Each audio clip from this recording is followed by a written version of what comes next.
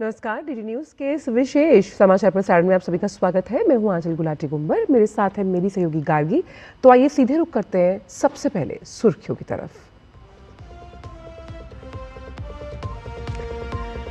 प्रधानमंत्री नरेंद्र मोदी का सूरत और दमन का दौरा, इंफ्रा और स्वास्थ्य समेत विभिन्न क्षेत्रों से जुड़ी हजारों करोड़ रुपए की विकास परियोजनाओं की देंगी सौगात।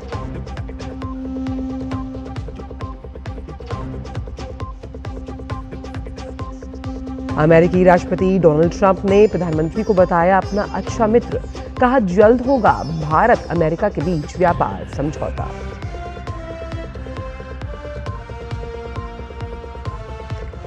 रूसी राष्ट्रपति पुतिन ने की प्रधानमंत्री नरेंद्र मोदी की तारीफ, बोले भारत दुनिया की सबसे तेजी से बढ़ती अर्थव्यवस्थाओं में शामिल।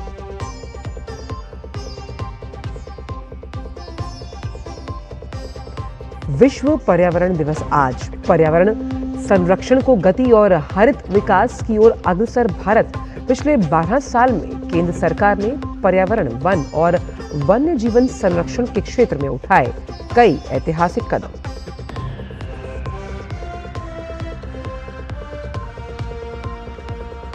और खेल की खबरों में अंडर 18 एशिया कप हॉकी के सेमीफाइनल में आज भारतीय पुरुष टीम का सामना पाकिस्तान से। भारतीय महिला टीम की टक्कर चीन के साथ।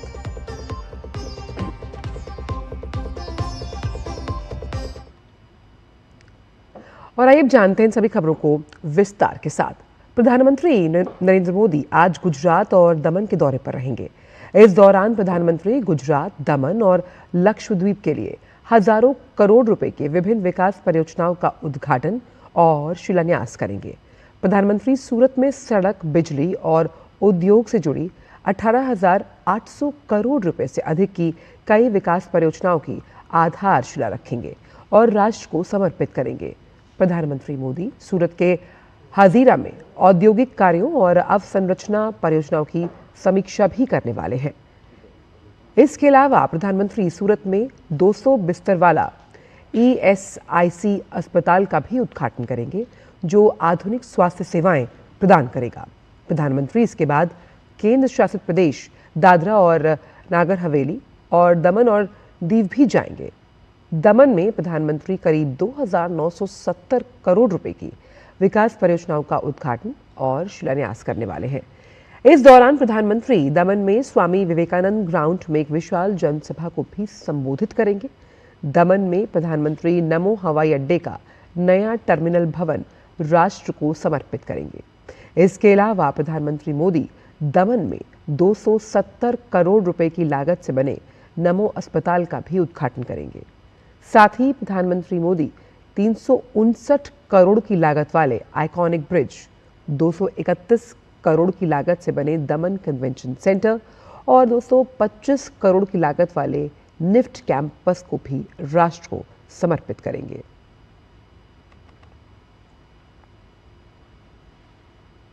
भारत और अमेरिका के बीच द्विपक्षीय संबंधों को लेकर अमेरिकी राष्ट्रपति ट्रंप ने भारत के साथ जल्द ही व्यापार समझौता होने का मजबूत भरोसा जताया।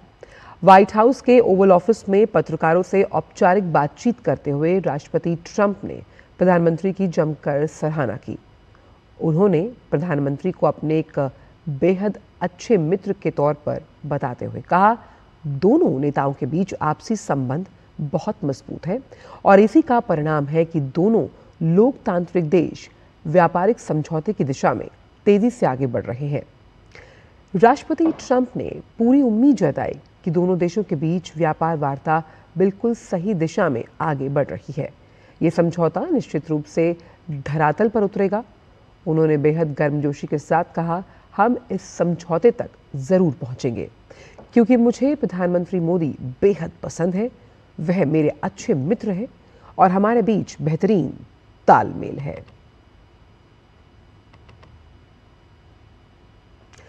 रूसी राष्ट्रपति व्लादिमीर पुतिन ने भारत की आर्थिक प्रगति और प्रधानमंत्री नरेंद्र मोदी के मजबूत नेतृत्व की खुले तौर पर सराहना की।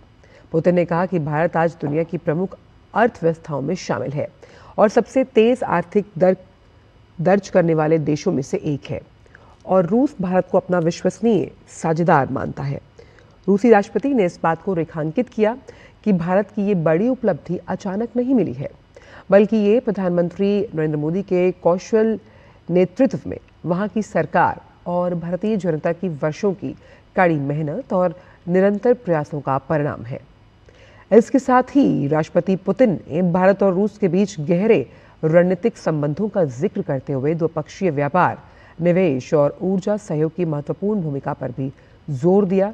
उन्होंने भारतीय लोगों की असाधारण प्रतिभा और उनके अथक परिश्रम की भी जमकर प्रशंसा की, जो देश को विकास के नए शिखर पर लेकर जा रहे हैं। गृहमंत्री अमित शाह त्रिपुरा के दौरे पर हैं। कल शाम अगरतला में MBB एयरपोर्ट पर मुख्यमंत्री मानिक साहा और अन्य अधिकारियों ने उनका भव्य स्वागत किया। इस दौरे पर आज सबसे पहले वो गोमती स्थित त्रिपुरा सुंदरी मंदिर जाएंगे और इसके बाद BSF के रेसिडेंशियल कॉम्प्लेक्स और क्वार्टर गार्ड कॉम्प्लेक्स की आधारशिला रखेंगे। गृहमंत्री इस दौरान BSF के जवानों से मुलाकात करेंगे और उन्हें संबोधित भी। वहीं पर्यावरण दिवस के मौके पर पौधारोपण कार्यक्रम में भी शामिल होंगे। इसके साथ ही वो सीमावर्ती क्षेत्रों के विषयों पर राज्य और केंद्र के सुरक्षा अधिकारियों के साथ उच्च स्तरीय बैठक करेंगे।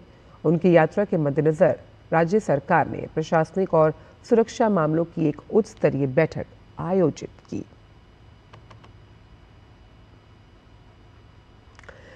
RBI आज अपनी द्विमासिक मौद्रिक नीति की घोषणा करेगा। RBI के गवर्नर संजय मल्होत्रा आज सुबह 10 बजे बैठक में मौद्रिक नीति समिति द्वारा लिए गए निर्णयों की जानकारी देंगे।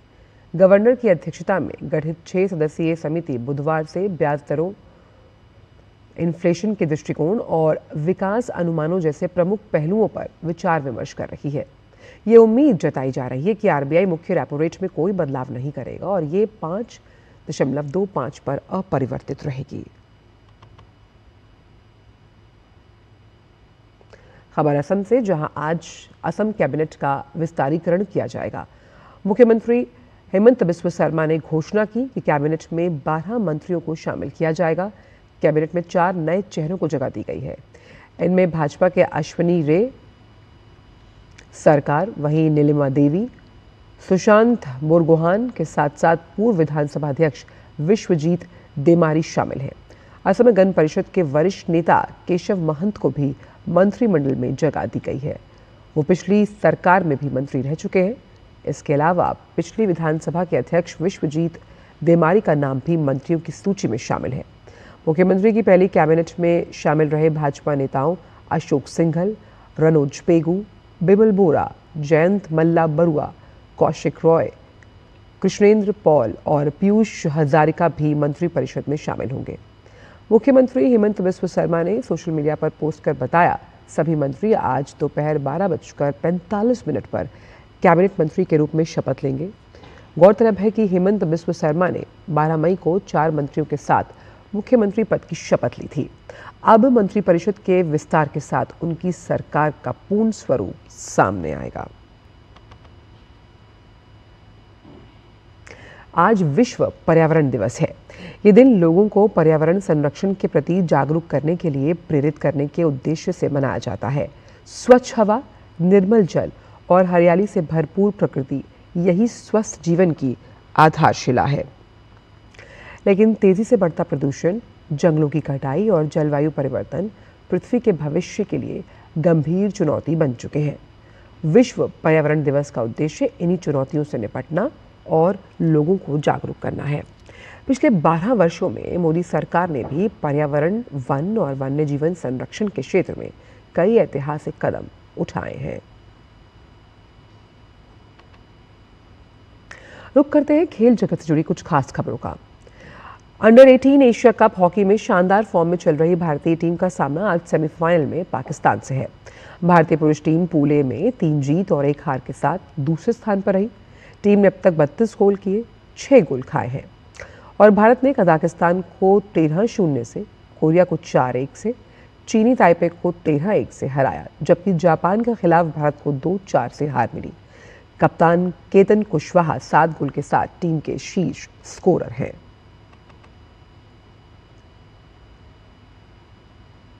वहीं अंडर 18 एशिया कप के सेमीफाइनल में आज भारतीय महिला टीम का सामना चीन से।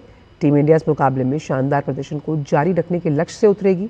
भारतीय महिला टीम ने अपने तीनों मैच जीतकर पूल ए में शीर्ष स्थान किया हासिल। उसने 30 गोल किए और सिर्फ 2 गोल खाए। भारत ने अपने अभियान की शुरुआत मलेशिया पर 2-1 की जीत के साथ की। उसके बाद उसने कोरिया के खिलाफ 3-1 से जीत दर्ज की। इसके बाद अपने अंतिम पूल मैच में सिंगापुर को 25-0 से रौंदकर अंक तालिका में शीर्ष स्थान पक्का किया। टूर्नामेंट में अब तक 10 गोल के साथ नौशीन नाज भारत की सबसे अधिक गोल करने वाली खिलाड़ी रही। चीन 2 जीत और 1 ड्रॉ के साथ पूल बी में दूसरे स्थान पर। और फिलहाल इस विशेष समाचार प्रसारण में बस इतना ही। मुझे और गार्गी को दीजिए अनुमति। नमस्कार।